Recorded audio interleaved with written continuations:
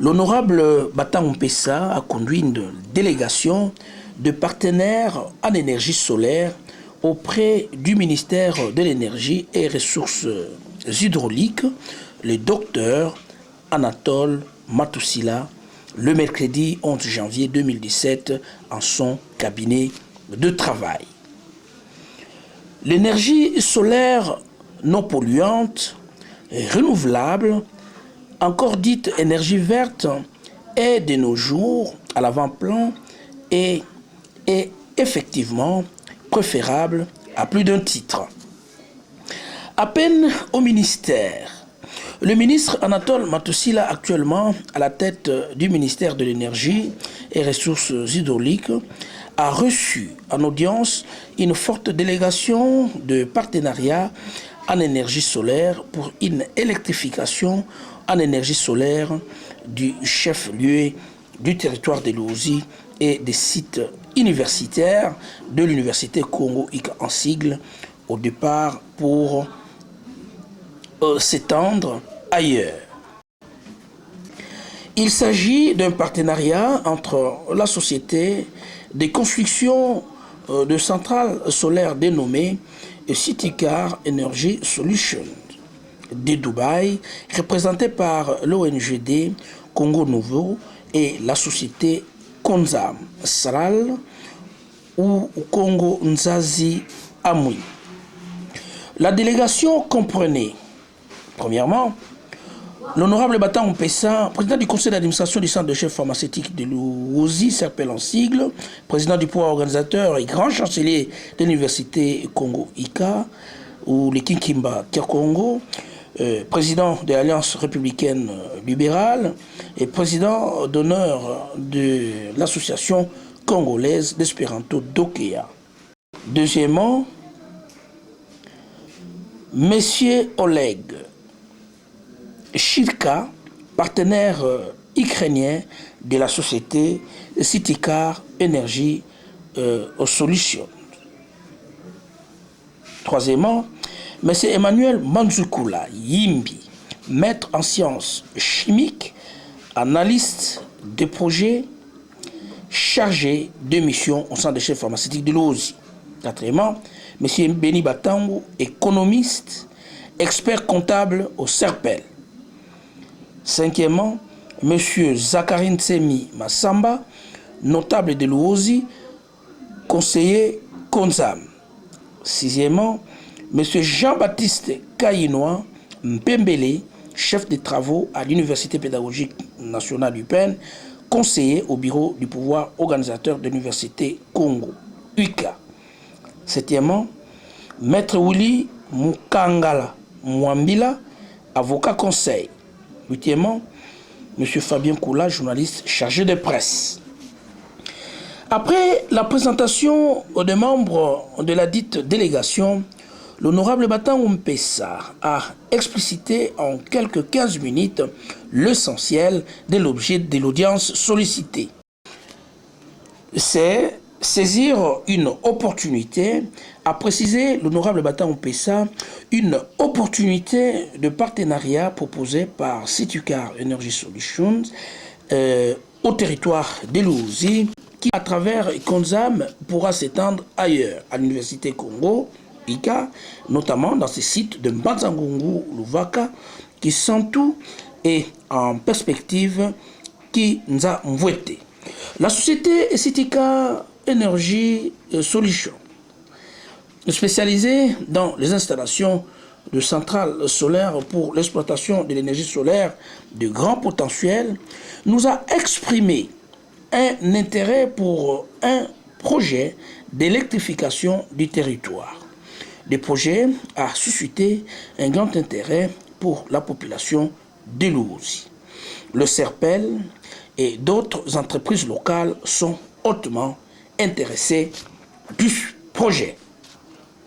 Des contacts ont été multipliés et ont été étendus à l'Université Congo, puis ailleurs.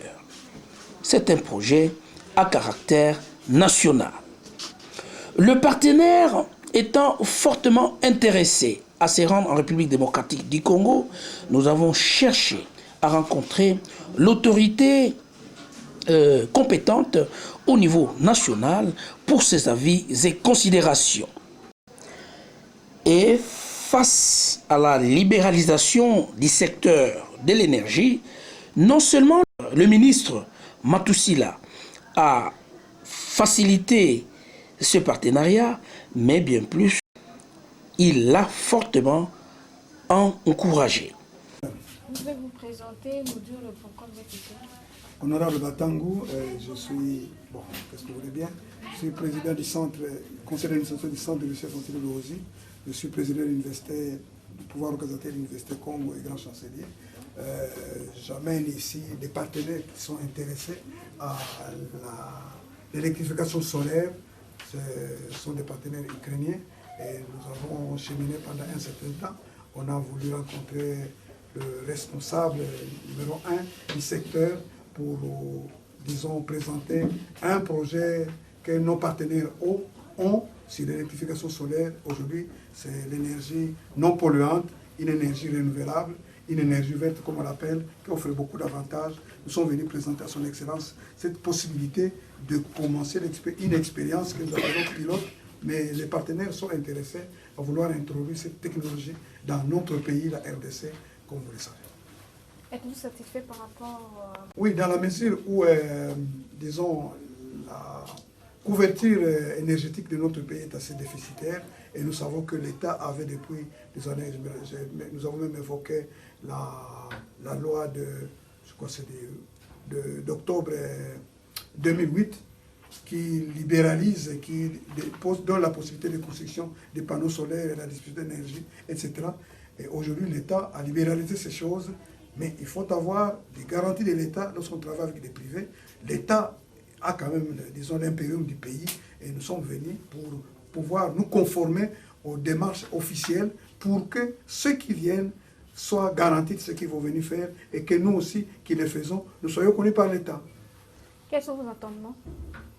Nous attendons que les choses, disons, se poursuivent d'une manière, si vous voulez bien, un peu plus rapide dans la mesure où l'énergie solaire, c'est vraiment un facteur de développement. Et quand nous parlons du point de départ dont nous parlons actuellement, c'est qu'on a beaucoup de sous-développement est soutenu par le manque d'électricité. Là où il y a l'électricité, il y a un boom de développement. Et si l'électricité solaire entre à l'OSE et dans d'autres coins du pays, je pense que dans les mois et les années à venir, on pourra se dire que c'est tout à fait une œuvre utile. Merci. Merci. Ainsi préoccupé à prendre une part active et relever le défi du déficit énergétique et du sous-développement en milieu rural et participer à son développement grâce à l'utilisation appropriée de l'énergie disponible. Et se référant à ces expériences antérieures de l'électrification de l'Ouosi, les chefs-lieux du territoire de l'Ouosi sans succès, entre parenthèses, techniques non appropriées, énergie thermique et par manque de moyens, construction de microcentrales à travers son initiative d'une coopération privée des sociétés d'électricité de l'Ouosi en sigle CEL de 1987 et 2 expériences locales des micro-barrages à Wembo-Niama, Sankourou, en 2004, et dans son village Mutombo Yenge, Congo central Louosi, en 2006, et sans abdiquer, l'honorable Batangu Mpessa, actuellement, fait appel à un partenariat gagnant-gagnant entre l'ONGD Congo Nouveau et la Fondation Batangu Mpessa FBM avec la société Citicar Énergie Solutions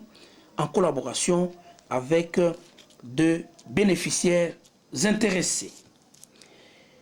L'énergie solaire, plus particulièrement étant renouvelable et non polluante, offre d'énormes avantages, car pouvant être installée partout où brille le soleil. C'est le cas pour la République démocratique du Congo.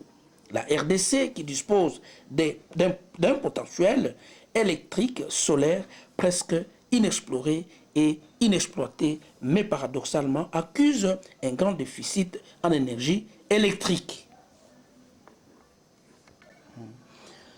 Mathématiquement calculée, l'énergie électrique solaire disponible à la République démocratique du Congo, avec sa superficie de 2 345 000 km², est de loin et plus importante comparativement à toutes les autres énergies réunies de la République démocratique du Congo, dont le potentiel énergétique est de l'ordre de plus d'un demi-million de mégawatts, selon les érudits.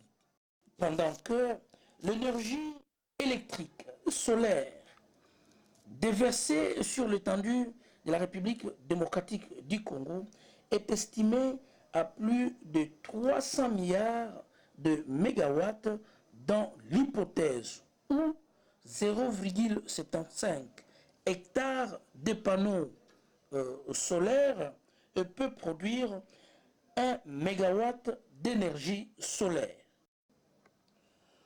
D'où le grand intérêt de l'énergie solaire au monde et plus particulièrement en République démocratique du Congo.